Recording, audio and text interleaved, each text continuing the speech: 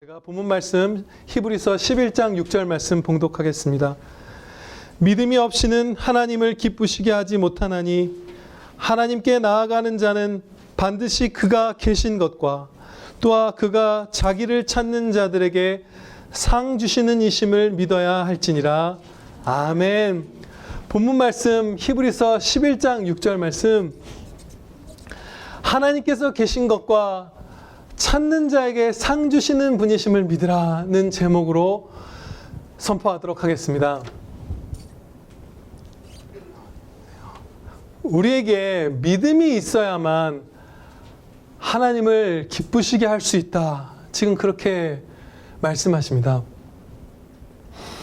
그런데 하나님을 항상 온 마음으로 기쁘시게 해드리는 삶, 그것이 계속되는 삶, 그게 바로 천국이잖아요. 지금 여기서 우리에게 주시는 것은 그토록 중요한 것입니다. 이 땅에 사는 동안은 물론 부족할 때가 많아요. 그렇죠? 우리가 하나님을 기쁘시게 해드리는 거 멈춰질 때도 많고요. 믿음의 싸움도 있고 눈물도 있고. 그렇지만 여기서 우리가 하나님을 기쁘시게 해드리면서 누리는 그 기쁨, 그 은혜가 내 잔이 넘치나이다 라고 할 만한 것이라고 성경에서 가르쳐 주십니다. 천국만큼, 천국과 같은 삶을 이 땅에서 살지만 천국만큼 완전하진 않죠. 그렇지만 내 잔이 넘치나이다 라고 할 만큼 풍성한 은혜를 우리 다 맛볼 수 있을 것입니다. 이 삶을 열심히 살아보기 전에는 항상 하나님을 기쁘시게 하는 삶, 그것에 목표를 두고 사는 삶, 이것이 되게 제한적이고 뭐랄까 자유가 없고 이런 삶처럼 여겨질 수 있어요. 다른 행복한 길이 있는데 옳기 때문에 살아야만 하는 삶 정도로 생각할 수도 있는 것이죠. 그런데 다른 곳에는 자유가 없고요. 오히려 이 삶에만 자유가 있습니다. 여기에만 자유가 있어요. 여기에 자유가 많은 게 아니라 하나님을 기쁘시게 해드리는 삶에만 자유가 있습니다. 그리고 온 세상, 하나님께서 주신 이 온 세상을 가장 풍성하게 행복하게 누리는 그 삶이 바로 하나님을 기쁘시게 해드리는 삶, 그곳에만, 그 삶 안에만 있습니다. 왜 그러한가 경이로운 이유들이 많은데요. 오늘은 간략하게 세 가지를 살펴보도록 하겠습니다. 여러분, 같은 선물을 이제 세 부류의 아이들이 받을 거예요. 인형과 햄버거라고 해볼게요. 근데 고아인 어떤 아이가 누가 기증한 건지도 모르는 이 햄버거와 인형을 받는 것이 더 기쁠까요? 아니면 부모님을 아주 미워하는 아이가 부모님께 햄버거와 인형을 받는 것이 기쁠까요? 아니면 아빠 무릎에 앉아서 엄마한테 사랑한다 그래 얘기를 들으면서 또 엄마 아빠 사랑하면서 그 햄버거와 인형을 받는 아이가 행복할까요? 당연히 세 번째죠. 그렇죠? 똑같은 일이 우리에게 일어납니다. 하나님을 기쁘시게 하는 성도가 바로 이 세 번째 아이와 같은 것이에요. 모든 좋은 것은 하나님께서 주신 것입니다. 하나님, 이 성경에 계시된 그 진짜 하나님 바르게 알지 못하고 누군가 어떤 신이 주신 것 같은데 아닌가? 사람이 줬나? 뭔지도 모르면서 받는 사람들도 세상에 많고, 하나님 정말 많이 미워하면서 불순종하면서 대적하면서 하나님이 주신 것들을 누리고 있는 사람들도 많고, 다 그렇죠, 원수들이. 그리고 하나님을 기쁘시게 해드리는 그 사랑이 친밀한 자녀가 되어서 하나님이 주신 것들을 누리는 그런 성도들도 많이 있습니다. 우리가 그런 성도가 될 수 있는 것이 하나님을 기쁘시게 하는 것에 목표를 갖추면, 그럴 때 온 세상 모든 만물을 우리가 가장 복되게 맛보아 누릴 수 있습니다. 제일 행복해지는 길이에요.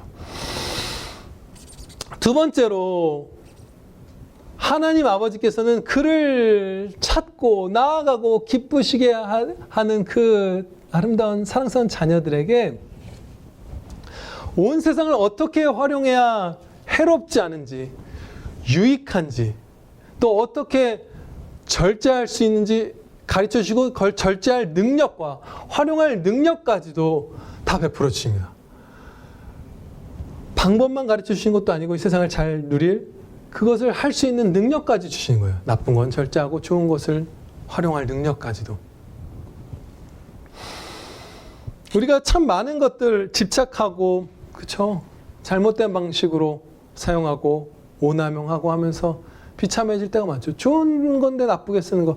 우리 사실 뭐 둘이 아무도 시키지 않았는데 자유롭게 만난 남자친구 여자친구가 그렇게 서로에게 짐이 되는 거 얼마나 많이 봐요. 학생들이. 그쵸? 연애할 때 보면 뭐 음식이 그렇게 절제가 안 돼서 살이 찌고 무슨 당뇨가 되고 고혈압이 되고 좋게 누릴 수 있는 것들, 그 절제할 힘과 잘 활용할 능력, 사랑으로 쓸 수 있는 모든 것까지 다 주셔서 최상으로 행복한 삶으로 인도해 주십니다.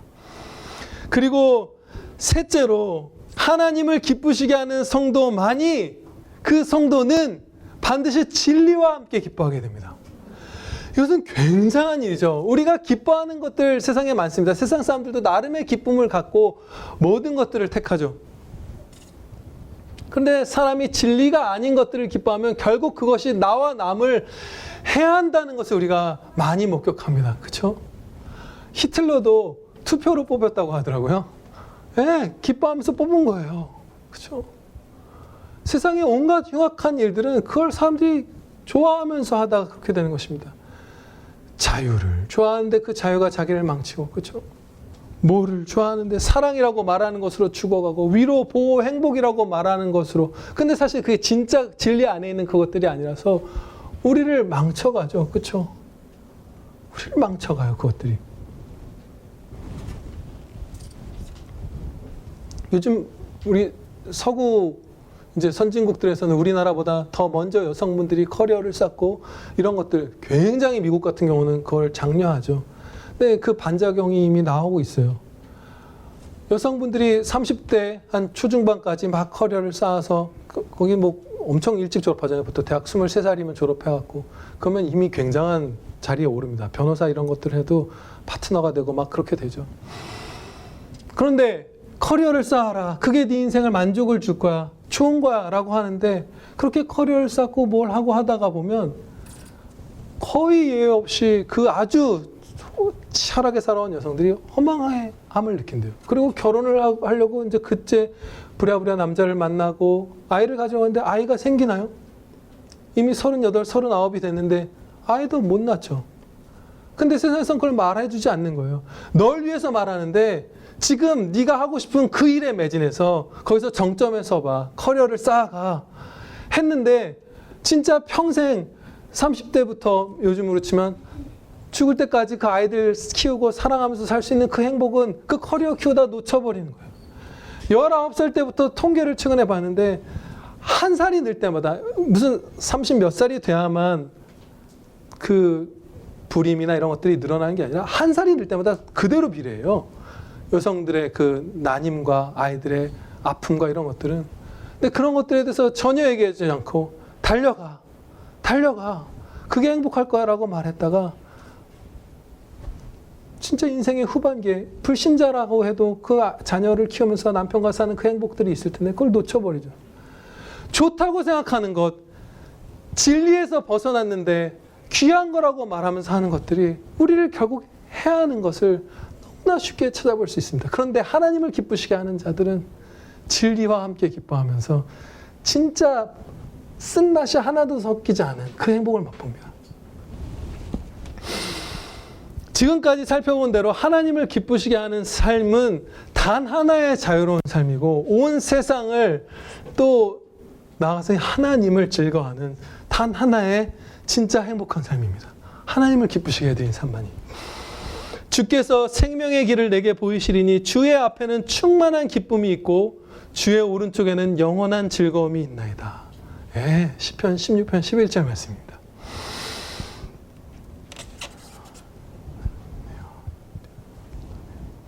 하나님을 기쁘시게 하는 복된 삶의 구체적인 모습을 이 11장 6절에서 가르쳐 주셨어요. 믿음을 가지고 하나님께 나아가야 한다. 이렇게 말씀을 해요. 믿음을 가지고 나아가야 한다. 그런데 그 믿음은 무엇인가 두 가지를 가르쳐 주십니다. 하나님이 계신 것과 그를 찾는 자에게 상 주시는 분이심을 믿어야 한다. 하나님이 계시고 찾으면 상 주시는 분이다. 이 두 가지 믿고 하나님께로 나아가면 하나님을 기쁘시게 할 거야. 그리고 당연히 그 삶은 우리에게 기쁜 삶이 되는 것이죠. 그렇다면 우리는 하나님이 계신 것을 어떻게 알 수 있을까요? 이 부분에 오늘은 집중해서 하나님의 말씀을 배우도록 하겠습니다. 사실 핵심이죠. 찾는 자에게 상 주시는 것도 하나님이 계신다는 진리를 전제로 하고 있는 것이잖아요. 이것이 토대죠. 모든 하나님을 알아가는 것에. 그리고 오늘 이따가 맨 마지막에 우리가 묻고 답할 이 웨스트민스터 소요리문답 제4문이 하나님이 어떤 분이신가를 가르쳐주는데, 어떤 분이신가를 우리가 배운다는 것은 계신다라는 것을 전제하잖아요. 그래서 오늘 이 본문 말씀을 택한 것입니다. 하나님이 계신다는 것을 아는 이유 5가지를 집중적으로 살펴보겠습니다. 첫 번째로, 모든 인류의 마음에 각인시켜 주신 신에 대한 지각 때문입니다. 신에 대한 어떤 아는 그 감각 같은 것이 모든 사람에게, 타락한 인류에게도 다 있습니다. 그 신적인 위험을 어느 정도 알도록, 배워서 아는 게 아니라 그냥 타고나게 나서 알도록 하나님께서 가르쳐 주셨어요. 우리가 설탕을 먹어보면 이게 단맛인지 배워서 아는 것이 아니잖아요. 먹어보면 알도록 창조된 거잖아요. 마찬가지로 하나님이 살아 계신다라는 것을 지각할 수 있도록 인류를 창조하셨어요. 그것이 로마서의 가르침입니다. 오늘날 혹은 역사 전체에서 어떤 종교를 갖는 것보다 무신론자가 되는 것이 훨씬 더 어렵습니다. 더 양심에 화인 맞고 더 죄를 쌓아가면서 교육받고 스스로 치달아야만 무신론자에 도달할 수 있어요. 진짜 무신론자. 나 특별히 종교가 없어. 물론 그것도 많이 양심이 무너진 거지만, 더 나아가서 진짜 철저한 무신론자가 되는 사람들은 그야말로 죄로 키워지고 죄에 완전히 찌들어서 양심에 화인 맞은 사람들만이 신의 존재를 완전히 부정하는 데까지 갑니다. 그래서 하나님을 믿는 사람들, 어떤 신이라도 믿는 사람들, 어떤 초월적인 존재를 믿는 사람들이 훨씬 인구에 항상 많아왔죠. 지금 이 현재까지도. 만약에 사람마다, 모든 사람마다 하나님에 대한 지각, 신에 대한 지각을 주지 않으셨다면 우리가 이 땅에 살아가면서 제대로 이 사회가 작동하기 위해 필요한 도덕이나 윤리가 존재할 수가 없습니다. 이 인류 사회에 도덕과 윤리가 어느 정도 존재해서 이 사회가 이렇게 작동하고 있다는 것 자체가 하나님이 살아계신 것을 증거해요. 사람들이 하나님이 살아계신 것을 알고 있다는 것을 증거합니다. 왜냐하면요, 만약에 초월자 하나님이 안 계시고 그리하여서 내 뜻 위에 있는 초월적인 뜻, 초월적인 가치가 존재하지 않는다면 모든 인류가 머리 숙여야 될 도덕이나 윤리라는 게 존재할 수가 없습니다. 내 뜻이 최상위의 뜻이 되는 것이에요.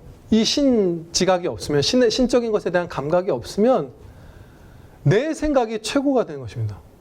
그래서 뭐 설득력 있는 어떤 사람이 나타나면 몇 명은 그 사람 뜻을 따르고 몇 명은 얘 뜻을 따르겠지만, 인류 이 사회가 보편적으로 돌아갈 수 있는 이 질서가 도저히 확립될 수가 없어요. 그때부터는 만약에 하나님이 지워져 버린다면, 사람들의 마음속에서 완전히 다 지워져 버린다면, 신지각을 잃어버린다면 그야말로 사륙이 벌어지는 거예요. 그래서 우리는 어느 정도 상당히 그 분명하게 미리 맛볼 수 있죠. 왜냐하면 그 공산주의자들이 가장 열심히 하는 것 중에 하나가 신은 없다잖아요.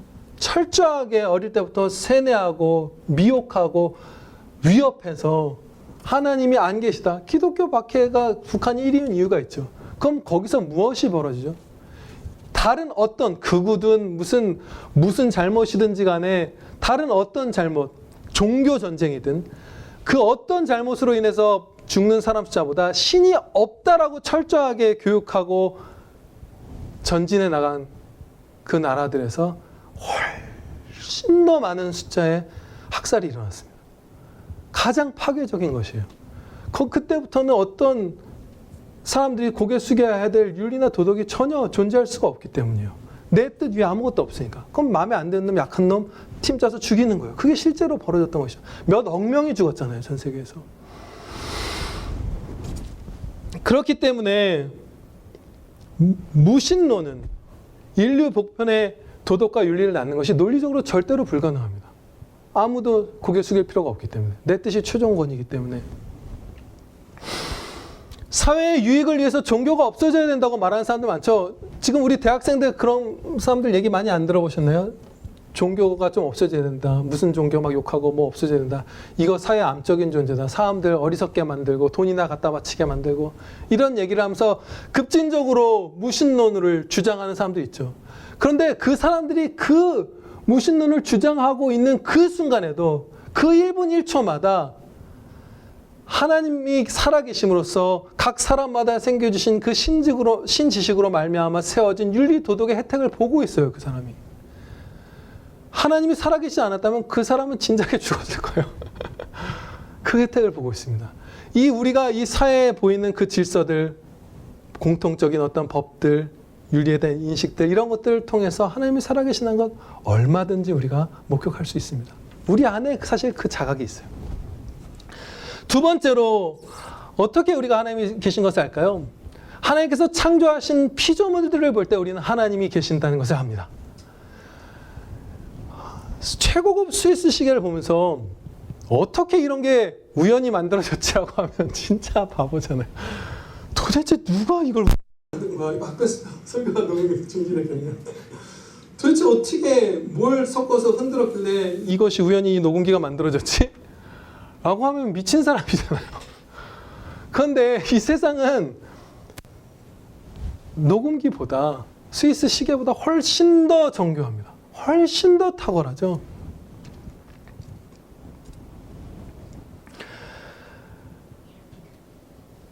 사람을 정말로 지속적으로 교육하고 세뇌하고 미혹하고 겁을 줘야만 이 현미경으로 보이는 이 미시 우주와 저 거대한 천체들까지를 보면서 이거 우연히 다 만들어진 거다라고 말하게 돼요.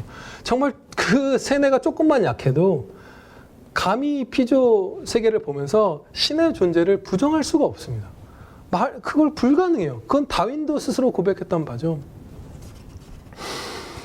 그리고 조금 더 이 부분에서 더 생각을 해보면 사람이 만든 스위스 시계를 보면서 그 정교한 시계를 보면서 놀라워하는 사람들이 어떻게 그 시계를 만든 그 시계 장인은 우연히 만들어졌다고 할까요? 정교하고 복잡하고 고도의 것은 우연하게 만들어진 것이 창조해내는 역사가 한 번도 없습니다. 만들어낼 수가 없어요. 통에다 뭘 넣고 막 흔들어서 우연히 만든 게 갑자기 정교한 무슨 프린터를 만들고 이런 걸 할 수가 없어요.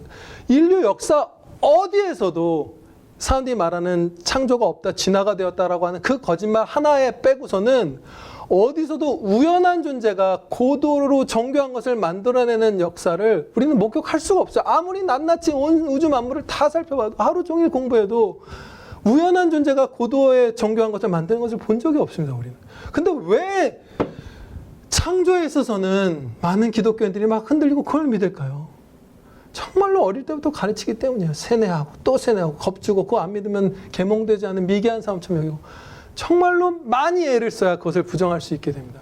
반대로 이 피조 세계를 우리가 보면 하나님이 계신다는 걸 알 수밖에 없습니다.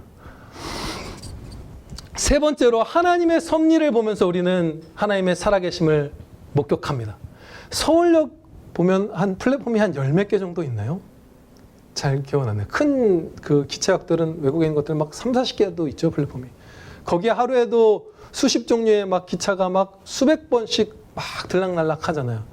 그것들이 정말 일사불란하게 와서 손님들 태우고 가고 이런 것들을 보면 아, 진짜 똑똑한 사람들이 이 계획 짜고 운영하고 있구나라는 걸 우리가 생각하죠.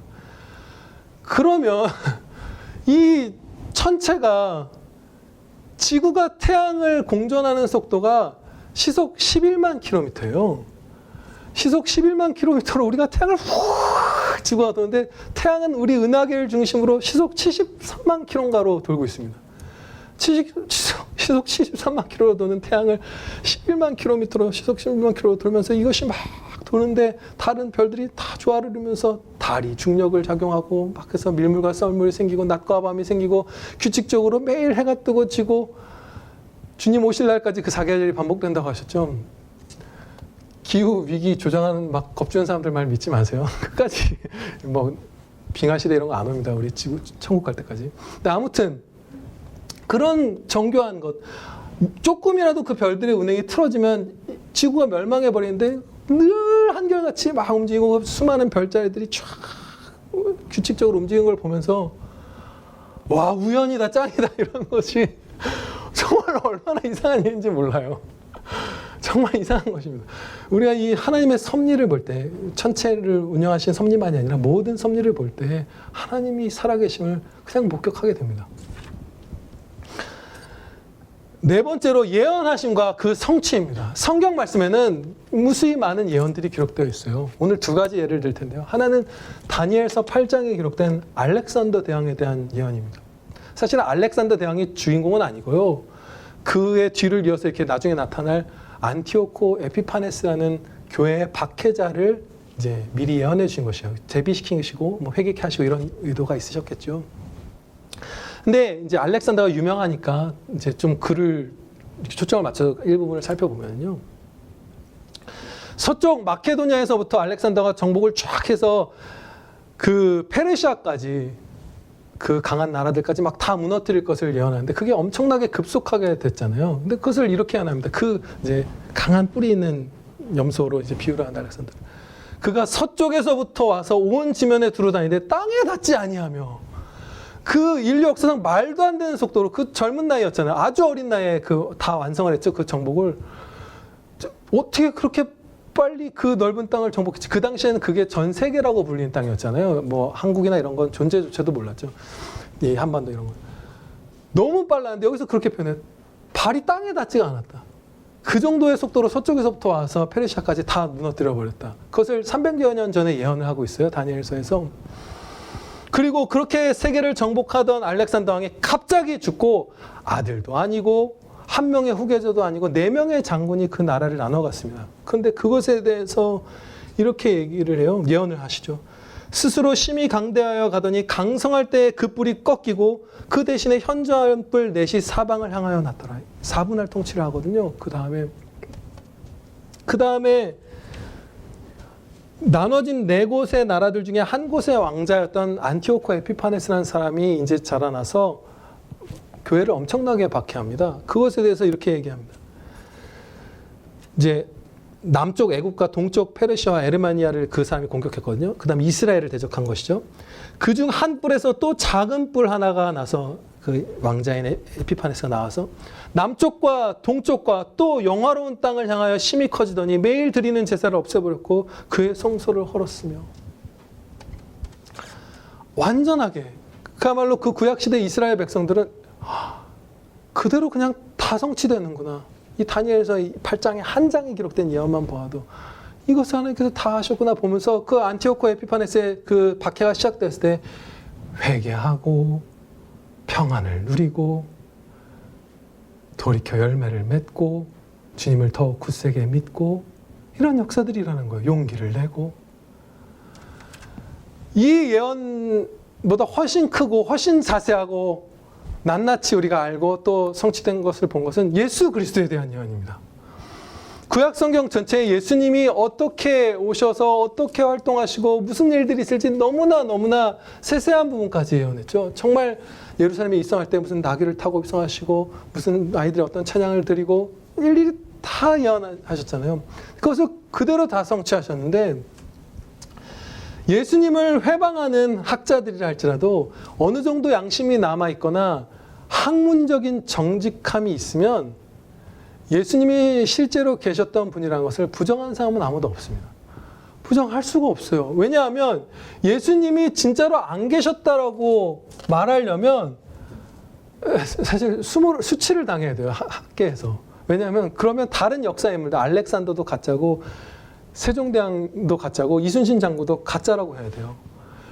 예수님에 대해서 기록한 구약과 신약 성경의 정확도가 그런 알렉산더나 이순신 장군을 기록한 책의 정확도보다 훨씬 탁월하고 그 사본의 개수가 비할 수가 없어요. 수십 배, 수백 배가 있어요. 그 보존된 정확도도 굉장하죠. 그 다음에 막 온갖 말로 옛날부터 다 번역돼서 당연히 그 사람들이 다 알고 믿고 그대로 보존되어 왔고 예수님의 사역의 공적인 특성 그리고 그 사역으로 말미암아 전 세계에 펼쳐졌던 영향력, 그 증인들, 수많은 사람들, 또 다른 역사적 기록들, 저작물들 이런 것들이 너무나 풍성하고 넘쳐서 예수님 정말 진짜 예수님 없었으면 좋겠다 그렇게 거짓말하고 싶은 사람도 예수님이 실제로 이 땅에 계셨던 분이라는 거를 부인하는 사람은 진짜 없습니다. 그건 진짜 이상한 사람들, 바보 같은 사람들이나 얘기하고 대부분 그래서 변화구를 쓰죠. 교묘하게 신성만 부인하거나 인성만 부인하는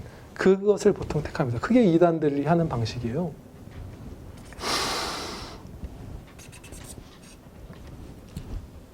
예수님께서 이렇게 구약 성경 전체에 예언된 대로 그대로 오셔서 그대로 활동하셨다는 것을 보면서 우리가 정말 하나님이 계시는구나. 수천 년을 넘어서서 그 예언한 것을 그대로 다 미리 예언하시는 그 초월하신 분이 계시는구나라는 것을 이 예언과 예언의 성취를 통해서 우리가 볼 수 있습니다.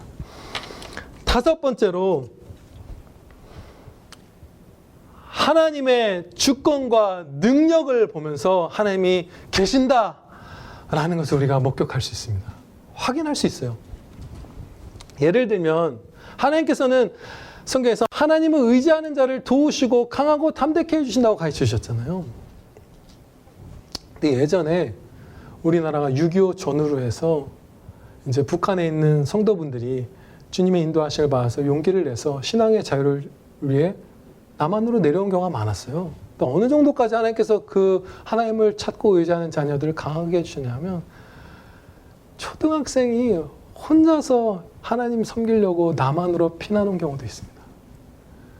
우리가 우크라이나가 전쟁이 나서 막 아이들이 그 피난 가는 거, 국경을 넘는 거. 근데 사실 알고 봤더니 그 유명한 사진인데 가족들이 다 조금 떨어진 곳에 있었다고 하더라고요. 근데 어떤 그 초등학생 아이가 혼자 가방을 메고 막 울면서 그 국경을 지나가는 걸 보면서 세상 사람들이 많이 오열하고 기도하고 그랬죠. 근데 그 아이들은 알고 봤더니 부모, 친척들이 옆에 있었어요. 근데 진짜로 초등학생이 혼자서 그 담대한 용기를 갖고 고향 땅을 떠나서 예수님 섬기려고 남한으로 내려오게 해주셨어요. 세상에 하나님을 대적하는 자들이 아무리 강하게 공격하여도 그걸 다 꺾어버리십니다. 하나님께서 뜻하신 것, 약속하신 것이 그대로 다 성취되는 것, 아무리 큰 반대에도 불구하고 다 성취되는 그 권능을 보면서 정말 하나님 살아계시는구나 우리는 목격할 수 있습니다. 이 웨스트민스터 소요리 문답에는 하나님은 누구십니까? 라고 하면서 주보 뒷면을 보시면 바로 하나님은 영이시며 이렇게 하나님의 속성, 성품을 이제 설명하기 시작해요. 하나님이 살아계신다, 이런 거 존재하신다라는 건 말하지도 않아요. 근데 이제 좀 더 자세하게 신앙을 고백하는 웨스트민스터 신앙 고백서에서는 하나님이 존재하신다는 걸 먼저 선포를 합니다.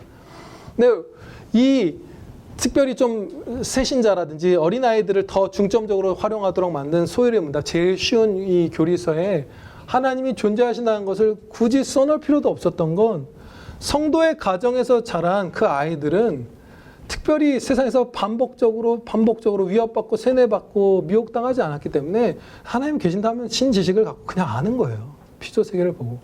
굳이 여기다 하나님 계신다는 것을 써놓을 필요도 없었어요. 그 당시에도 물론 무신론자도 있었지만, 근데 오늘날은 좀 심각하죠. 성도들은 약해져가고 세상은 막 하나님이 안 계시다는 걸 너무 많이 가르치잖아요, 세상에서. 그래서 우리에게는 아마 이 하나님이 계신다라는 이 히브리서 11장 6절 말씀을 배우는 것이 필요했기 때문에 이 본문 말씀을 주신 것 같습니다. 6절 하반부를 보겠습니다. 이제 다른 믿음, 하나님께서 가지라고 하신 두 가지 믿음 중에 두 번째입니다. 그가 자기를 찾는 자들에게 상 주시는 이심을 믿어야 할지니라, 이렇게 말씀합니다. 하나님을 찾는다는 것은 무엇일까요? 목마른 사슴이 시냇물을 찾듯이, 그죠? 하나님 막 갈망하고 사랑하고 하나님을 찾는다는 건 세상은 등졌다는 것이죠, 그죠? 두 개를 동시에 섬길 수 없으니까 그렇게 가는 거예요. 죄는 죽이고 하나님 막 원하는 거예요. 간절한 기도이기도 하죠. 하나님을 찾는, 하나님께 부르짖는. 그럴 때 상을 주시는데 이 상은 당연하게도 첫째로는 하나님을 주시는 상입니다. 예, 아멘입니다. 예수님의 얼굴을 비추사 그 영광된 얼굴을 배웁게 하시는 것. 주님의 영광 보면서 주님 막 가깝게 보면서 행복하게 하는 것. 그런 상, 그 상을 제일 먼저 주시고 가장 큰 상으로서 그걸 주시고 이외에 나머지 크고 작은 수많은 은혜들을 하나님을 찾는 자들에게 주십니다. 얼마나 많은 것도 우리에게 주시나요? 우리나라가 하나님께 부르짖고 그 당시 20세기에 세계에 유례 없이 새벽기도 막 일주일 내내 드리는 이 나라에 정말 온갖 것 구하지 않은 것까지 다 주셨잖아요. 그렇죠? 본문 말씀을 이제 적용하도록 하겠습니다. 이제 본문 말씀을 두 가지로 적용할 텐데요. 첫째로 100점의 삶을 사는 성도가 되도록 힘써야 합니다. 진짜 최고로 잘 살겠다는 생각으로 정말 나도 사도 바울처럼 되겠다라는 생각으로 살아야 돼요. 그래야 하나님을 기쁘시게 할 수 있습니다. 그래야 내가 행복한 삶을 살 수 있어요. 우리는 하나님을 기쁘시게 하려고 온 목표를 두기보다 하나님을 화나시지 않게 하는 정도를 목표로 삼을 때가 많은 것 같아요. 사실 그죠? 진짜 그럴 때가 많습니다. 60점만 넘어서 낙제 면하자. 그런 생각 많죠. 예를 들어서 어떤 싫은 사람이 있으면 축복하고 도와서 그의 머리에 숯불을 올려놓는 그 사랑에 막 섬김을 하는 것이 아니라 화내서 내가 좀 스트레스 안 받을 정도로만 절제하자. 그죠? 크게 미워하지만 말자. 다퉈서 그 분란만 일으키지 말자라는 정도. 정말 저 사람한테 복수하지는 말자. 뭐 짓밟지는 말자. 모함하지는 말자. 그러니까 낙제만 면하자는 정도의 할 때가 많죠. 사실 몇 명이나 될까요? 이 대한민국에는 1000만 가까운 성도들 가운데 진짜 미운 사람을 위해서 진심으로 은혜 주시기를 막 간절히 기도드리는 성도가 몇 명이나 될까요? 그게 안 되면 그거 하게 해주세요라고 목표하고 어떻게 하면 그걸 할 수 있을까 하면서 해보고 하는 것을 살아야 우리가 하나님을 기쁘시게 해드리고 하나님 기쁘심 안에서 누린 유일한 참 기쁨을 우리가 누릴 텐데 화 안 내시게만 하려고 살다 보니까 우리가 하나님도 기쁘시게 못 해드리고 우리도 행복이 없는 것이에요.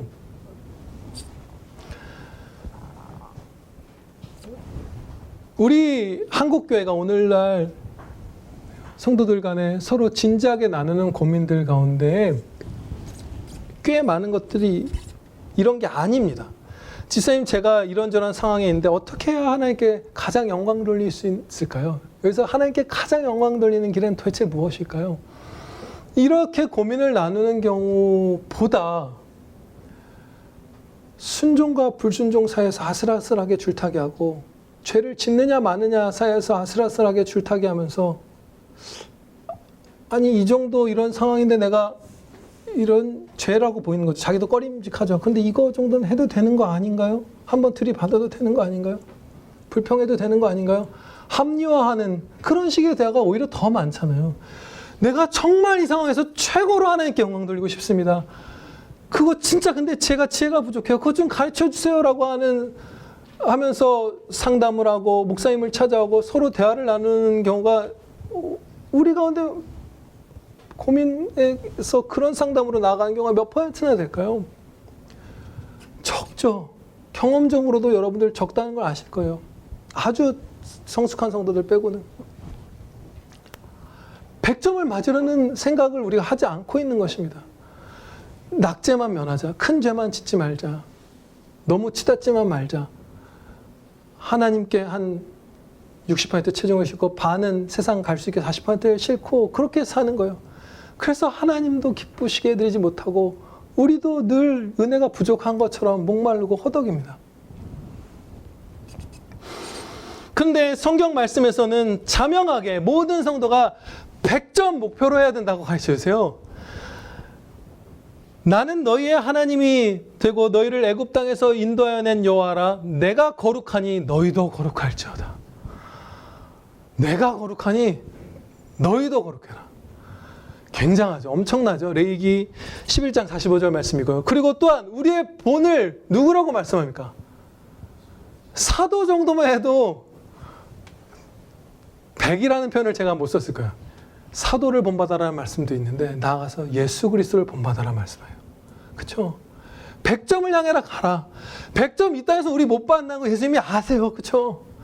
근데 100점 받으려고 진땀을 쓰는 자녀들은 긍휼력에서 막 행복하게 해주십니다. 은혜들을 베풀어 주세요. 그게 안 열려서 교회 다니는 성도들도 막 감사가 없고 두렵고 평안이 없고 우울하고 막 이렇게 사는 거예요.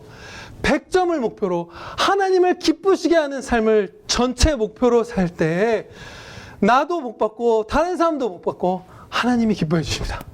예, 이 은혜 다 누리시기를 간절히 축원합니다. 두 번째 마지막 적용입니다. 하나님께서 정하신 방법들로 부지런히 하나님을 찾아야 합니다. 하나님을 열심히 찾아야 하고요. 하나님이 정해 주신 방법들로만 찾아야 돼요. 신명기 4장 29절 말씀에 그러나 네가 거기서 너의 하나님 여호와를 찾게 되리니 만일 마음을 다하고 뜻을 다하여 그를 찾으면 만나리라. 그냥 적당히 찾아서는 못 만난다고 지금 가르쳐 주시는 것이에요. 만약에 우리가 세상을 한 절반쯤은 쫓고 있는데 하나님께서 막 많이 만나주시면 우리는 어떻게 할까요?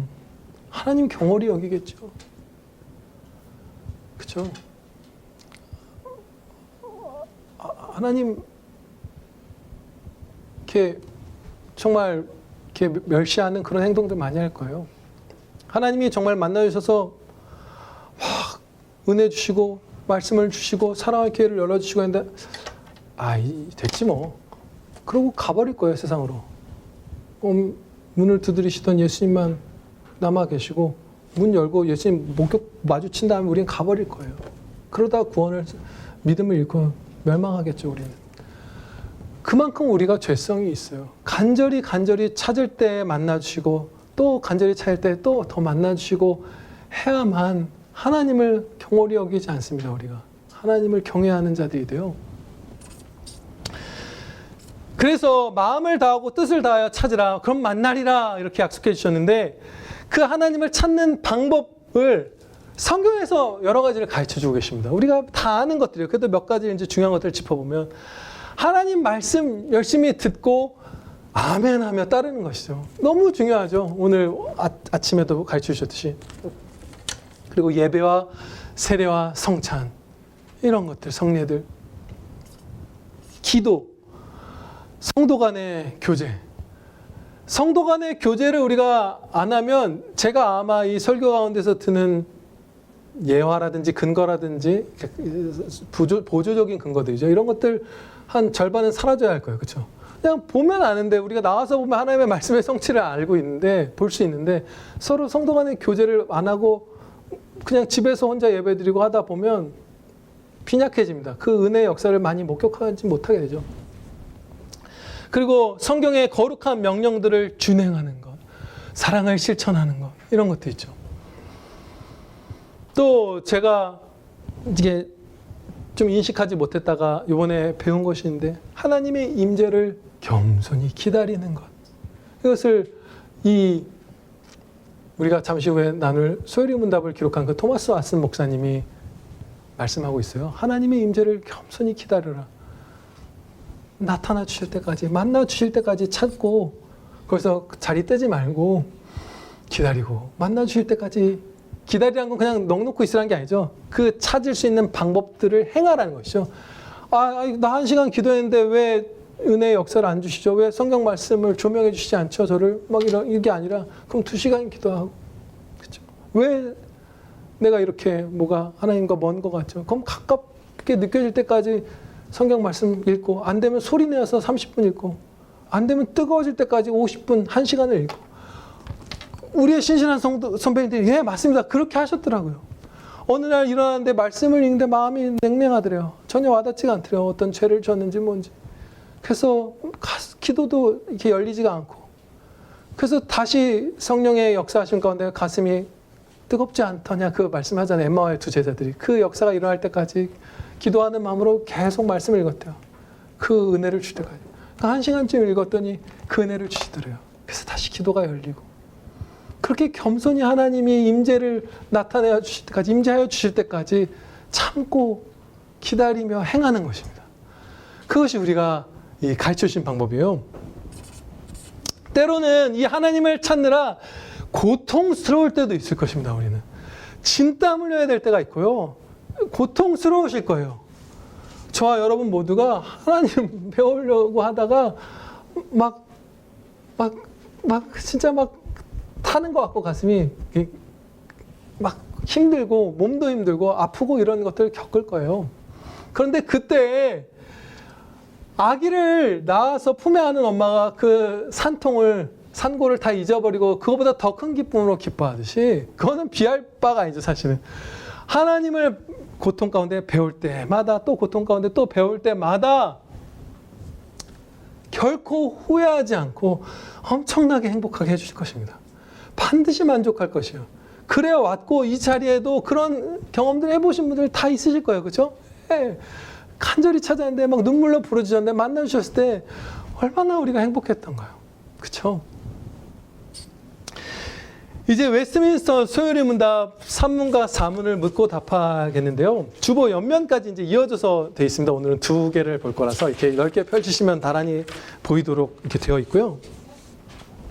오늘의 본문 말씀은 아까 말씀드린 바대로 4문과 밀접한 관계가 있습니다. 하나님은 누구십니까? 라는 질문인데 그것은 하나님이 계신다라는 것을 전제하기 때문에 오늘 히브리서 11장 6절 말씀과 연결되어 있고요. 3문 같은 경우는 이 성경 전체의 가르침의 내용이 무엇인가 대략적으로 가르쳐 주시는 것이에요. 그래서 오늘 본문 말씀과 밀접한 관계는 없고 그렇습니다. 이제 3문 제가 먼저 질문 드리겠습니다. 제3문, 성경이 주로 가르치는 것은 무엇입니까? 성경은 주로 인간이 하나님에 대해 무엇을 배워야 하며 하나님은 인간에게 무슨 의무를 요구하시는지에 관해 가르치고 있습니다. 아멘. 제4문입니다. 하나님은 누구십니까? 하나님은 영으로서 무한, 영원, 불변하시고 그 존재는 지혜, 능력, 거룩, 공의, 선, 진리를 속성으로 가지고 계시는 분입니다. 아멘. 기도 드리시겠습니다. 아버지 하나님, 저희는 이 땅에 날 때부터 하나님을 지각하는 그 신지각을 갖고 태어났습니다. 아버지 하나님, 하나님께서 살아계신다는 것은 우리가 굳이 애써 공부하지 않아도 알 수 있는 것을 고백하옵나이다. 세상을 둘러보아도 저 하늘을 들어 우주를 바라보아도 이 말씀의 완벽한 성취들을 보아도 하나님은 살아계신다라는 것을 저희는 목격할 수밖에 없습니다. 그러나 그럼에도 불구하고 우리가 이 타락한 세상 가운데에서 어려서부터 학교에서, 학원에서, TV에서, 친구들에게서 하나님이 계시지 않는다는 것을 지속적으로 배워왔고 그 가운데 저희의 믿음이 때로 약해질 때도 있사옵나이다. 입술로는 하나님이 계신다라고 고백하지만 행동으로는 무신론자처럼 살아갈 때도 있는 것을 고백하옵나이다. 하나님 안 계신 것처럼 염려하고 하나님 계시지 않은 것처럼 의지하지 않고 계시지 않은 것처럼 자유롭게 범죄하고 그럴 때가 있었던 것을 주여 고백하옵나이다. 아버지 용서하여 주시고 저희의 어두워진 눈 밝히 뜨게 해주시고 항상 살아계신 하나님 바라보며 그 앞에서 살게 하여 주시옵소서. 하나님을 찾고 하나님을 계신 것 믿고 찾는 자에게 상 주시는 그 인격적이고 따뜻하신 우리 아버지심을 믿고 찾으면서 하나님 기쁘시게 해드리는 그 안에서 가장 행복하게 사는 저희들 되게 하여 주시옵소서. 예수 그리스도의 이름으로 기도하렵나이다. 아멘.